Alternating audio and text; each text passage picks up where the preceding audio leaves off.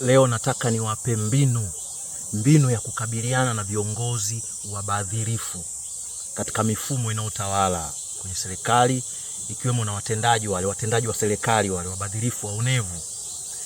Lakini naomba hii niweke vizuri sana. Naomba hii eleweke vizuri sana. Mwanadamu, naongea naye mwanadamu halisi ambaye unaona kabisa mifumo kama inataka kuweka kwenye gereza, haitaki uwe huru. Kila harakati zako za kuwa huru unaona zinakwamishwa na viongozi wabadhirifu, mifumo onevu, kandamizi na wanadamu kwa muda mrefu wamejaribu kutaka kuwa huru kutoka katika hii mifumo, lakini imekuwa ngumu. Nataka nikupe mbinu ambayo ni ya uhakika ya kubadilisha hali. Sasa elewa hivi. Kuna nguvu zinazonufaika na wewe mwanadamu kuwa katika hali ya utumwa na mahangaiko na kuteseka. Na hizo nguvu zinanufaika moja kwa moja na indirectly kupitia viongozi wanaotawala katika hii mifumo. Sasa hawanufaiki na wewe tu kupitia wale viongozi ambao wanaongoza serikali. Naomba ileweke vizuri hapa. Miongoni mwa watu wanaonufaika na wewe na nguvu zako na kukuzuia kuwa mtu unatakiwa kuwa, sio tu viongozi ambao kwa maana vyama vya siasa au wanasiasa ambao wanashikilia serikali, ambao wanatawala serikali, sio wao peke yao. Kuna viongozi, naposema viongozi wanasiasa walio kwenye vyama ambavyo vinatawala nchi zao na wale ambao kwenye vyama vinavyoitwa vyama vya upinzani. Wote lengo lao ni hili moja. Wanasiasa mtaji wao ni watu.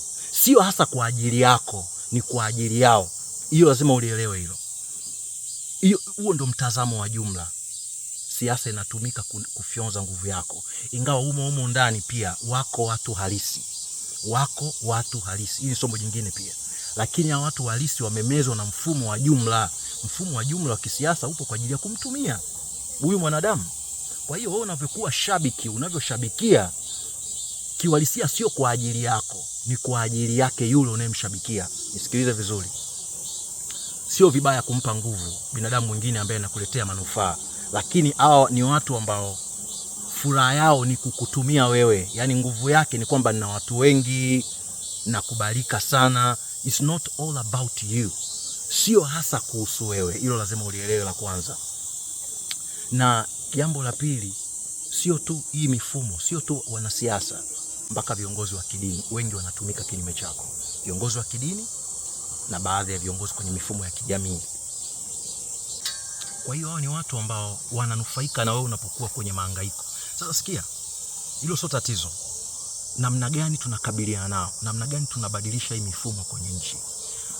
Tubadilishe njia. Kwa muda mrefu tumekuwa tukijaribu kubadilisha mifumo kwenye nchi kwa kupambana nayo, kuwasema, umeelewa, kufanya migomo, maandamano, umeelewa, kususa, kulalamikia. Hizo ni mbinu ambazo zimetumika kwa muda mrefu. Kwa hali ya kawaida tunadhani unaweza kumshinda adui yako au mtu anayepambana na wewe anayekuonea kwa kujitetea, kwa kumsema, kwa kureact. Hiyo mbinu ilishashindwa. Sasa nikupe mbinu itakayowasaidia kubadilisha nchi zenu. Kote mnaponisikiliza, najua kuna watu wengi wanatoka nchi mbalimbali Afrika wananisikiliza. Wengine hata kwenye mataifa mengine makubwa wananisikiliza. They can get this message. Okay. Sasa mbinu ni hii, usimzomee. Sikiza vizuri. Hii mbinu inaitwa Pro Formula. Hii ni mbinu ya kubadilisha mambo. Mara nyingi kuna msemo huo wanasema, unapompuuza adui anakosa nguvu.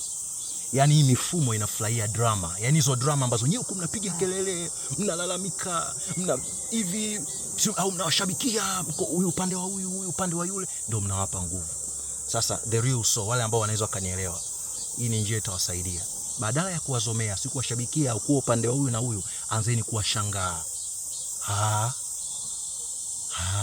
Yaani wakiweka sisi zimekuja sheria kandamizi na waumiza, badala ya kuzomea, kulalamika, kwa nini mnatuonea? Shangae. Shangaa. Sio kuzomea. Shangaa. Amekuja pale si mtu amekubambikia labda deni fulani ama kodi fulani tofauti na utaratibu unavyokuwa, unaona kabisa hii amekuonea. Usipige kelele, usitupe mchanga na mikono juu. Shangaa. Mwambie kabisa, umeona, wewe unataka 500, angalia faida ni 300, inawezekanaje? Shangaa. Na hapa miaka hii 5, anzeni kuwashangaa. Angalieni sarakasi zao, angalia wanasiasa wanachokifanya. Mara wanasiasa hao wameongea hiki, wamekuja wameongea hiki. Nyika zenu mara huku mnapigia makofi, huku mnawazomea. Wote ule ni mchezo, drama ule. Anzeni kuwashangaa. Na hapa miaka hii 5 mkianza kuwashangaa, yani nyie mnafanya kwa vitendo. Amekuja mfanyabiashara mwenzenu ameonewa hapo, mnashangaa alafu mnamwezesha huyo mwenzenu pale alipoonewa. Sio kama unaelewa? Hiyo ni zaidi ya mgomo, hiyo ni zaidi ya maandamano. Hiyo ndio mbinu ambayo inaenda kubadilisha situations.